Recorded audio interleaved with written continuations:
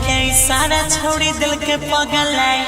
भीतर के फीलिंग दिल के जगाई लाज शरम छोड़ी गेलै उमताई केना करियै बोले फिर सब भाई छोरिया में सहित जाला के धोलाई जा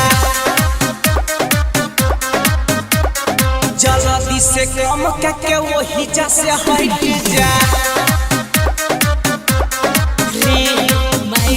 सारा छोड़ी दिल के पगलाई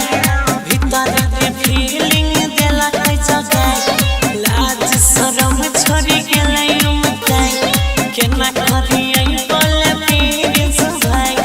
छोरिया में सहित जाला के धोलाई जा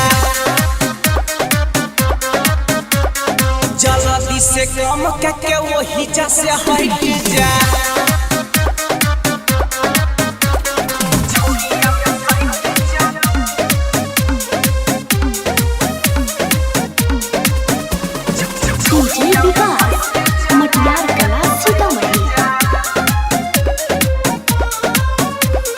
चढ़ल अच्छा जो सुबह दास नहीं कर माना हमर बात टाइम पास नहीं कर हमर लागे छे कर्पूर छे मन देसे गायब के करे छे बना फन छोरिया में सहित जाले के घोलाई जा जल्दी से कम के वही जा से हट जा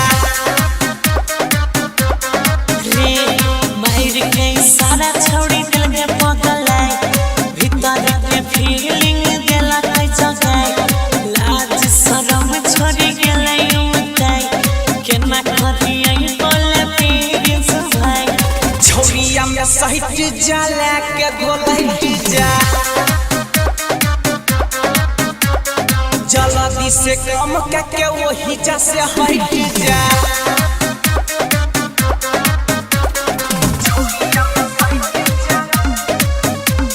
Radhika recording studio Saharsa DJ Vikas Matiyar Kala Sitamarhi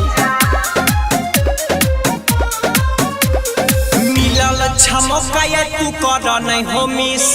गोरे गोरे गलिया पला ले एगो किस डर लागे छे बदनाम होय जेबै